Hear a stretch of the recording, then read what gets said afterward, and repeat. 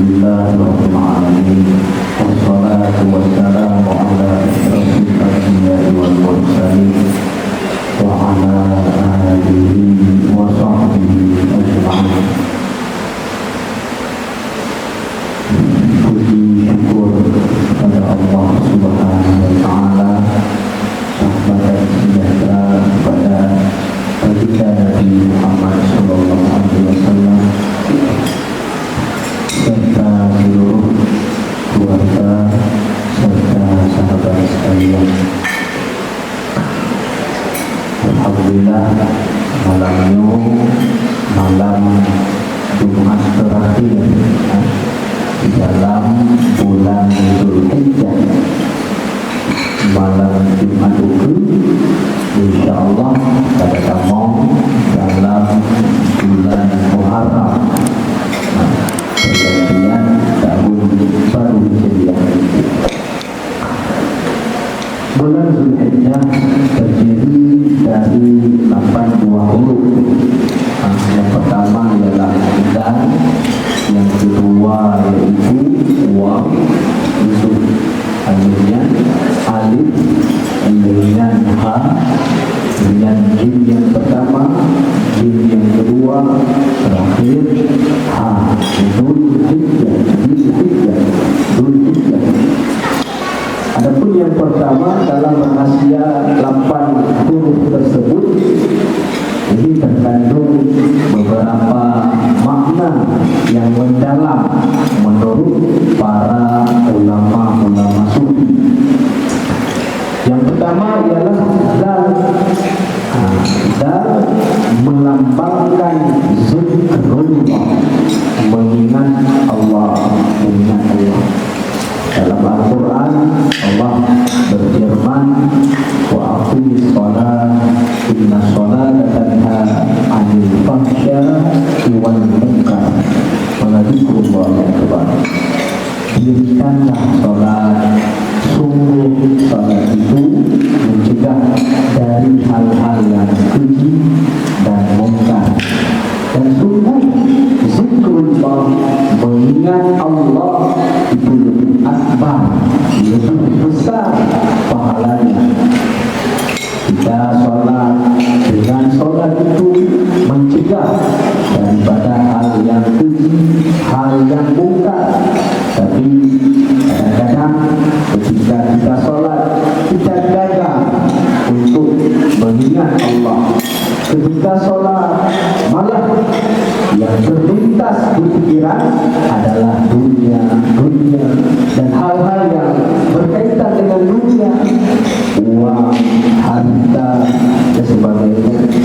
Padahal Allah katakan, wa aqimis shalah dzikri wa aqimis shalah dzikri. Maka dirikanlah sholat untuk mengingat aku. Oleh karena itu, untuk memperoleh khusyuk dalam sholat, fokus dalam sholat, kita butuh ilmu. Dan yang paling penting ialah ilmu tauhid. Ilmu mengenal Allah. Awalnya ma'rifatullah. Awal agama adalah dengan mengenal Allah. Siapa yang kita sembah, siapa yang berikan rezeki untuk kita, itulah Allah. Maka beda hasilnya jika kita sholat dengan penuh kesadaran, ingat kepada Allah, bawa zikrullah, daripada sholat tanpa zikrullah. Sholat tanpa zikrullah hanya bagaikan gerakan badan yang kosong, tidak ada berarti apa-apa. Maka butuh ilmu tauhid, ilmu mengenal Allah, juga dengan melatih diri, mujahadah dengan diri. Lalu kita minta bantuan kepada Allah dengan doa yang sering kita dengar, Allahumma a'inna ala zikrika wa syukrika wa husni ibadatik. Mohon bantuan Allah agar senantiasa bisa mengingat dan bersyukur kepada Allah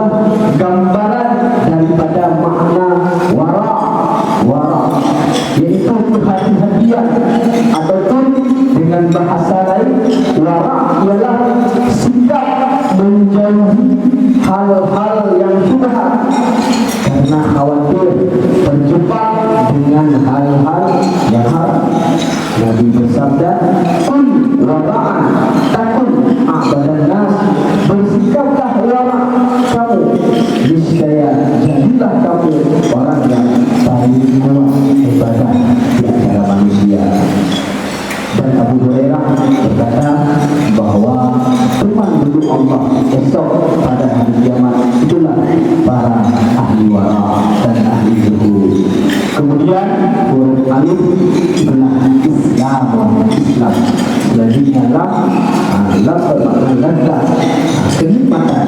Kenikmatan yang dimaksudkan adalah dalam zikir. Orang yang sudah nikmat dan mudawamah dalam zikir, pasti Allah selalu bersama dia. Ana inda kasirati dunubahum indikun. Aku bersama dengan orang-orang yang berusaha menghancurkan penyakit hatinya bila dia mengingat aku. Begitu firman Allah dalam hadis qudsi. Huruf selanjutnya ialah huruf A. Hubbul bait, berbaik-baik bagi orang yang mampu, dan itulah di bulan Zulhijjah terkait dengan ibadah haji. Kemudian huruf Jim, jalwatun, jalwah atau khalwat batin. Jalwah merupakan satu sifat yang dimiliki oleh orang-orang yang soleh, mengolah batinnya dengan khalwat sehingga dirinya dipenuhi dengan sifat-sifat ilahiyah, sehingga seluruh sikapnya sudah terhadap